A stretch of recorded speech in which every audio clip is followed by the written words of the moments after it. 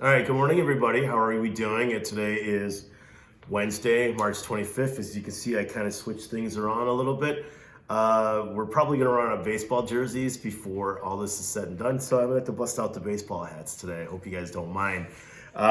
Thank you again to those who are doing the assignments on ReadWorks. I'm really interested, really love the responses and the questions. And oh, I just spit and I just touched it. That's not good. So anyways, I hope we're practicing good hygiene, and I hope we're washing our hands, blowing our noses, washing your hands for at least 20 seconds, and most importantly, helping out around the house. And not giving your parents a hard time. I know we're all struggling through this. I'm a people person. I love being outside. I love talking to people. That's why teaching is a perfect profession for me. So I'm struggling too. So anytime you guys want to reach out and message me, email me, feel free to do so. Set up a video conference with you guys. I'm really excited to do that this afternoon with some of the kids in my classroom. And I got some baseball questions to ask you guys as well. So I'm going to go ahead and read chapter 2 of Bud Not Buddy. And remember, Bud and his Jerry, his 6-year-old friend, and remember Bud's 10 years old, and they're in the process of going to foster parents right now, and Bud does not want to. Okay, so let's pick up on chapter 2. There comes a time when you're losing a fight that it just doesn't make sense to keep on fighting. It's not that you're being a quitter, it's just that you've got the sense to know when enough is enough. I was having this thought because Todd Amos was hitting me so hard and fast that I knew that the blood squirting out of my nose was only the beginning of a whole long list of bad things that were about to happen to me. Tad's next punch crashed into the side of my ear, and I fell on the floor and pulled my knees up to my chest and crossed my arms in front of my head like a turtle in a shell. I started scooching toward the bed, hoping I could get under it. Todd then started kicking me, but his slippers couldn't hurt me near as much as his fist had. The bedroom door opened and his mother, Mrs. Amos, came in. It seemed like she was having a hard time figuring out what was going on because Todd's right leg got tired from kicking me and he switched over to his left one while she watched. Finally, Mrs. Amos said kind of soft, "Toddy?" Todd looked up, fell on his knees, and put his hands on his throat. He started huffing and puffing with his eyes bucking out of his head and his chest going up and down so hard that it looked like some kind of big animal was inside of him trying to bust out. This was my chance to get under the bed and pull the covers down so they couldn't see me. Mrs. Amos ran over to her son and fell on her knees.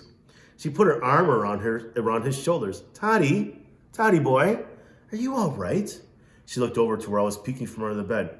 "You little cur, what have you done to Toddy?" Todd coughed out, "Oh, mother." That wasn't a real cough. It was just a fake cough, just so you were. He took in 2 jumbled breaths. "I was only trying to help." He was sounding like a horse that had been run too hard in the winter. And look what it's gotten me." Todd pointed at his jaw, and Mrs. Amos and me could both see a perfect print in the shape of my hand welted up on Todd's blubbery cheek. With one quick snatch, she had me from under the bed and out on the floor, laying down next to Todd. "How dare you? This is how you choose to repay me? Not only have you struck him, you have provoked his asthma." I don't know how you feel about Todd right now, but it's not favorable. Todd said, "I just tried to wake him to make sure he'd gone to the lavatory, Mother. I was just trying to help." He aimed his finger dead at me and said, "And look at him, Mother. This one's got a bedwetter written all over him." And I'm not bragging when I say that I'm one of the best liars in the world, but I gotta tell you, Todd was pretty doggone good. It seemed like he knew some of the same things I know, the things I think of all the time, and try to remember so I don't make the same mistake more than 7 or 8 times. Shucks, I've gotten so many of them memorized that I had to give him numbers, and it seemed like Todd knew number 3 of Bud Caldwell's rules and things for having a funner life and making a better liar out of yourself. Mrs. Jen, I don't know what you're doing right now, but focus. Rules and things, number 3. If you gotta tell a lie, make sure it's simple and easy to remember. Todd had done that, but this wasn't really a good test because Mrs. Amos had her ears set to believe anything Todd said. Todd's mouth was a prayer book. But I can't blame Todd for lying like that. Having someone who likes you so much that they think everything you say is the truth has got to be a liar's paradise. That might feel so good, could make you want to quit lying. But maybe not, because Todd hadn't quit lying since the second I came to his house. What had really happened was that I woke up from a good sleep because it felt like a steam locomotive had jumped the tracks and chugged its way straight into my nose. When I jerked up in bed and opened my eyes, Todd was standing next to me with a yellow pencil in his hand. He was looking at it like a thermometer and said, "Wow, you got all the way up to R." He turned the pencil toward me, crunched up against the headboard. I saw a Ticonderoga printed on the yellow wood. The whole room smelled like the rubber from the eraser, and as I was winking and blinking my left eye because it felt like something had poked the back of my eyeball. Todd laughed. "I've never gotten it as deep as the end on any of you other little street urchins. I just might enjoy your stay here. Who knows what other things could be number one in, Buddy?" And I remember Bud was very scared about going to Todd because Todd is 2 years older than him. And Bud said to Jerry that, I'd rather be in a household of girls rather than being with a boy 2 years older than me. So he knew that this was going to happen. I'd already told him twice that my name was Bud, not Buddy. I didn't care that Todd Amos was 12 years old. I didn't care that he was twice as big as me. And I didn't care that his mother was being paid to take care of me. I wasn't about to let anybody call me Buddy and stick a pencil up my nose all the way to the R. Ugh. I swung as hard as I could at Todd's big balloon head. Somewhere between the time I threw my punch and the time it landed, my fist came open, and when my hand landed, it made a pop like a .22 rifle going off. Todd fell on the floor like he'd been cold-cocked. He sputtered and muttered, and I felt the spot where I'd slapped him. Then a big smile came on his face, and he stood up and started walking real slow to where I was on the bed. He had tied his robe and dropped it on the floor like he was getting ready to do some hard work. I jumped to the floor and got my fist up. Todd might have been a lot bigger than me, but he better be ready. This wasn't going to be a bird's nest sitting on the ground for him. He could kiss my wrist if he thought I was going to let him whip me up without a good fight. Being this brave was kind of stupid. Even though Todd was a puffy, rich old mama's boy who wore a robe and slippers, he could hit like a mule. And it wasn't too long before I decided enough was enough. But the story that Mrs. Amos was hearing from her lying son was only that Todd had tried to wake me up so I could go to the bathroom. Mrs. Amos hated bedwetters more than anything in the world, and my bed had a sticky, hot, smelly rubber baby sheet on it. She said it wasn't anything personal, and after I proved myself for 2 or 3 months, I could get a proper cloth sheet. But until then, she had to protect her mattress. She pulled Todd to his feet and led him to the door. She looked over at me. "You are a beastly little brute, and I will not tolerate even one night with you under my roof. Who knows what you could be capable of while we slept." The door shut behind him, and I heard a key jiggle in the lock. I plugged the right side of my nose and tried real hard to blow the smell of rubber out of the left side. The key jiggled and locked again. This time when the door opened, Mr. Amos was standing with Mrs. Amos. He was carrying my suitcase. Uh-oh. They looked inside. I could tell because the twine that held it together was tied in a kind of knot that I didn't know. This was wrong. They promised they'd keep it safe and not look at it. They laughed at me when I made them promise, but they did promise. "Boy," Mrs. Amos said, "I am not the least bit surprised at your show of ingratitude. Lord knows I've been stung by my own people before. But take a good look at me, because I am one person who is totally fed up with you and your ilk. I do not have time to put up with the foolishness of those members of our race who do not want to be uplifted. In the morning, I'll be getting in touch with the home, and much as a bad penny, you shall be returning to them. I am a woman of my word, though, and you shall not spend one night in my house." She looked at her husband. "Mr. Amos will show you to the shed tonight, and you can come back in tomorrow for breakfast before you go. I do hope your conscience plagues you, because you may have ruined things for many others. I do not know if I shall ever be able to help another child in need. I do know I shall not allow vermin to attack my poor baby in his own house." She talked like this, and she wasn't even a preacher or teacher. Shucks, she talked strange like this, and she wasn't even a librarian. I only halfway listened to what Mrs. Amos was saying. I was too busy keeping an eye on my suitcase, wondering if they'd stole anything from it, and thinking about getting even. When I thought she was done talking, I reached my hand out for my suitcase, but she told Mr. Amos, "Oh no, we shall hold on to his beloved valuables," and she laughed. "This shall be our assurance that nothing comes up missing from the house, and that this little animal is still here in the morning." He is far too attached to those treasures to go anywhere without them. Mrs. Amos was one of those grown-ups who could always think of one more thing to say, and that is not all. Before you retire to the shed, you shall go to Todd and apologize, or I shall be forced to give you the strapping of my life. What do you think strapping is? Think about that. I've been so worried about my suitcase that I didn't even notice the thick black razor strap hanging out of Mrs. Amos's hands. She didn't have to worry. I'd apologize. One beating from these Amoses was enough for me. She grabbed my arm. Mr. Amos walked out of the room with my suitcase, and Mrs. Amos pulled me down the hall to Todd's room. We stood outside the door listening to Todd groan. When Mr. Amos came back, my suitcase was gone. He'd been so quick that I knew my bag couldn't be too far away. She tapped on Todd's door and said, "Toddy, may we come in?" Todd's groans got a little louder. Finally, he said, "Yes, Mother. Come in." We opened the door, and as soon as he saw me, Todd got a real terrified look on his face. He scooched up to the headboard and wrapped his arms around his head. Mrs. Amos gave me a shake and said, "Well?" I put my head down and started shooting apologies out like John Dillinger shoots out bullets. I aimed at Todd first. "I know it was wrong of me to hit you. I know you were only trying to help, and I'm very sorry for what I did." Do you believe that? What do you think?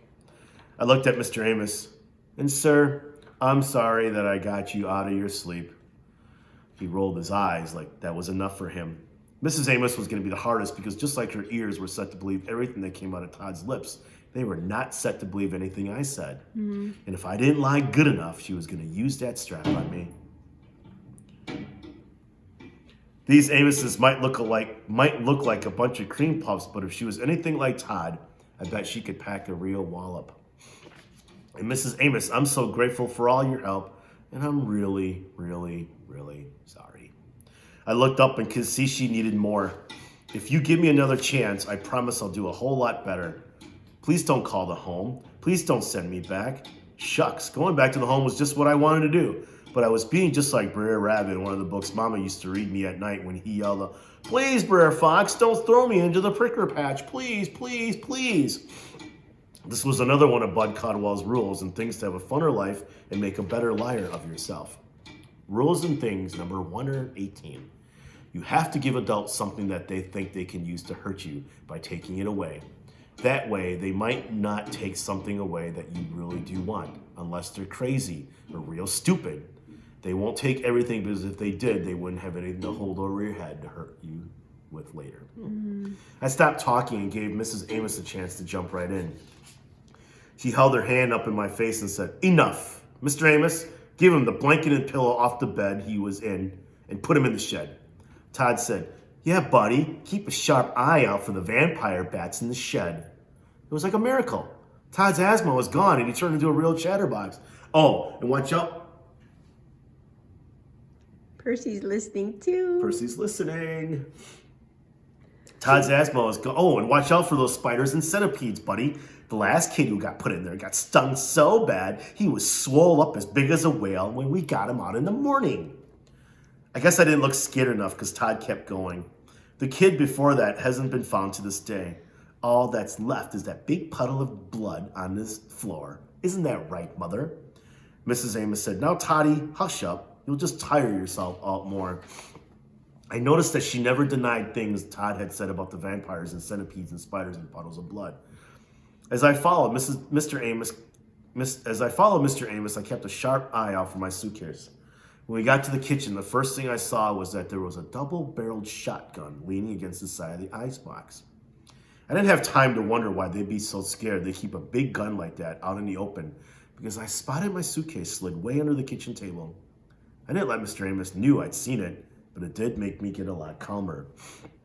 We went out of the back kitchen door and down the steps into the dark. We walked around to the back of the shed and he put a key in a padlock. A chain rattled, the lock came off, and the door creaked open. Even though it was nighttime, there was a whole different, scarier kind of dark in the shed. A colder, dark, with more grays and more shadows. An old smell leaked out, and it seemed like that it was the perfect smell that all this gray would have.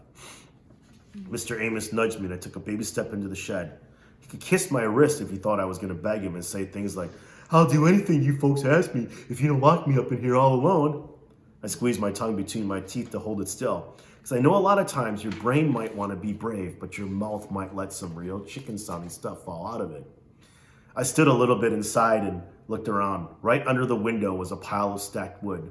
There were a bunch of dusty spider webs in front of the little window, and someone had pasted old yellow newspapers over the glass so the kids who got locked in here couldn't peek out. Mr. Amos handed me the blanket and pillow and gave me another nudge. I took 2 more baby steps in. I looked down at the floor. If I was like a normal kid, I would have busted out crying, but I just stood there breathing hard. It was a good thing I bit my tongue because I came real close to saying those stupid begging words to Mr. Amos. Right in the middle of the floor, there was a big black stain in the dirt. They really were going to make me sleep in a shed with a patch of blood from that kid who had disappeared out here a couple weeks ago. The floor went completely black when Mr. Amos pulled the door shut. I couldn't see it now, but I'd rememorized the exact shape the stain was in. The padlock snapped shut with the loudest click I'd ever heard. All right, we'll pick up chapter 3 tomorrow. All right, so I love this book because it's a really good story about a 10-year-old boy who's forced to grow up way before his time. And so my words of encouragement to you right now during this time is that, you know, we all have it rough right now. No one has it easy. And just remember that there's signs of spring coming out. We're seeing a lot more birds. The days are getting longer. I encourage you guys to go outside for a walk, enjoy nature. You can see some buds in the trees. There's geese, there's ducks. A lot more people are outside walking. It's always a good thing to see. But anyways, all right, so this hat I'm wearing has the A's, and I want you to tell me what city they play in, what state they play in, about how many people in that city and that state. And I also want you to tell me there's something significant about green and something to do with Major League Baseball, okay? And I want you to tell me their full name. It's not just the A's, but it stands for something else. And they also have a unique mascot. That's kind of cool, and it stands for something too. And also, I want you to find out what movie was made about them. And I want you to tell me what superstar, there was 2 stars, 2 famous actors that were in there. And one of them was kind of before he became really famous. And he's also a superhero. So I want you to think about that, okay? So look all that up. Love the responses. We'll pick up chapter 3 tomorrow, and we'll probably do another baseball hat. So hope you guys are well. I miss you guys. I'm looking forward to a quick conference call this afternoon. And I love you guys. Take care. See you tomorrow. Bye.